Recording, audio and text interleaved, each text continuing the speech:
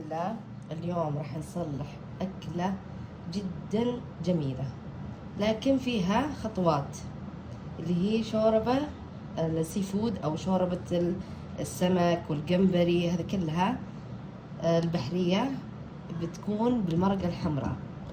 نحتاج إلى جزر، بصل، ثوم، فلفل الرومي الأحمر البارد، طماطم. نحتاج هنا جمبري بعد ما نظفنا ظهره، شفتوا نظفنا الظهر بالسكين، فتحناه ونظفناه.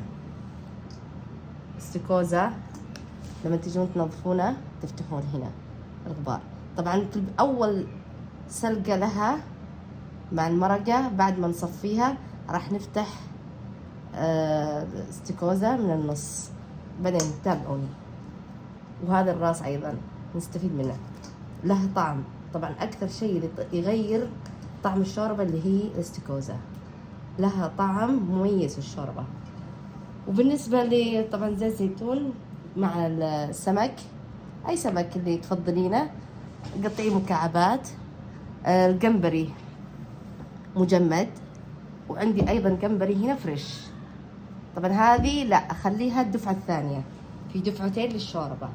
وهذه مجرد منكهات، الريحان، الكرفس، اكليل الجبل، الكزبره، هذه كلها، وبصل اخضر، منكهات. طبعا كلها راح اشيلها، هذه الدفعه الاولى تكون في الشوربه. وايضا عندنا البهارات الصحيحه، الطماطم ضروري،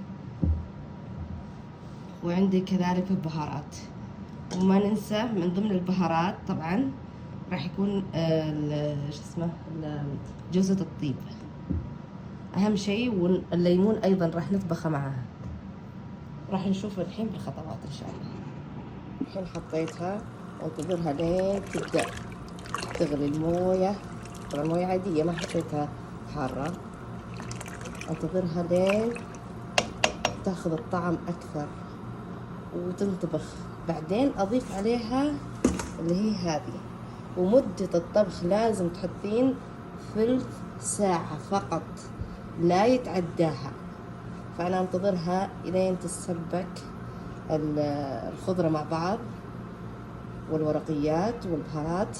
إذا حسيت خلاص وصل الدرجة اللي أنا أبغاها من الغليان والطبخ، خلاص راح أضيف عليها وأحسب ثلث ساعة إن شاء الله. زي كذا. بسم الله الرحمن الرحيم. أحط الجمبري والسلطعون بس، السمك لا، ولا الجمبري المجمد. خلاص أحسبها الآن ثلث ساعة فقط. انتبهوا الزيتون. بسم الله. الحين راح أطلع الاستكوزا حالة، بعدين أشيل الورقيات خلاص ما أحتاجها.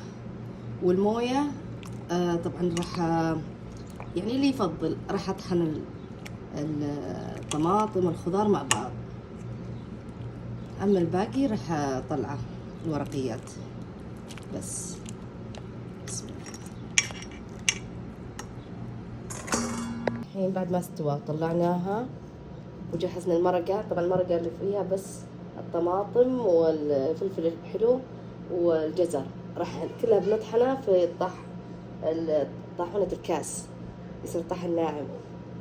بس أهم شيء قبل ما نضيفه على الشوربة راح أقسم سلطة كوزة، راح أقسمها كذا خلاص، بعدين أضيفها على المرق، أسهل في الأكل.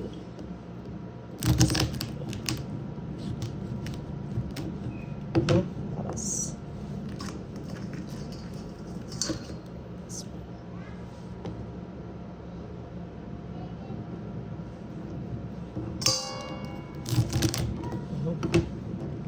خلاص. الحين أبدأ هذه الشوربة الدفعة الثانية. راح أشوح الجمبري والسمك يعني يتغير لونه فقط على نار عالية، بعدين أضيفه على المرق آخر شيء. خلاص يصير هنا استواء الجمبري والسمك، ما يحتاج إنه يستوي مرة ثانية. تجي الآن غير لونه. طبعا حطيت عليها كيلو الجبل مطحون من إيطالية بس بالأسود. خلاص أحاول إني ما أهرسه. خلاص غير لونه. خلاص ياخذ 3 دقايق 4 دقايق بالكثير. خلاص صفي.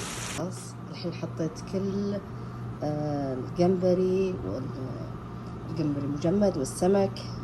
خلاص الحين أضيف عليها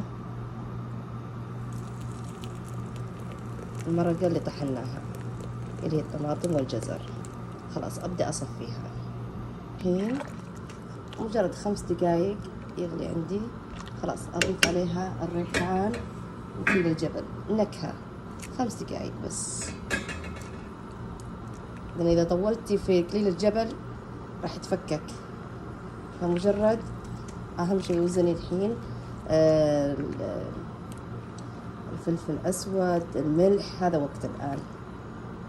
خلاص يبدأ يثقل. طبعا أنا حطيت نشا معها عشان تثقل المرق. وبالعافية. إذا أنت حابة هذا اللون أو أضيف عليها كريمة في النهاية. طبعا زدت عليها النشا. الحين هذا القوام اللي احنا نبغاه.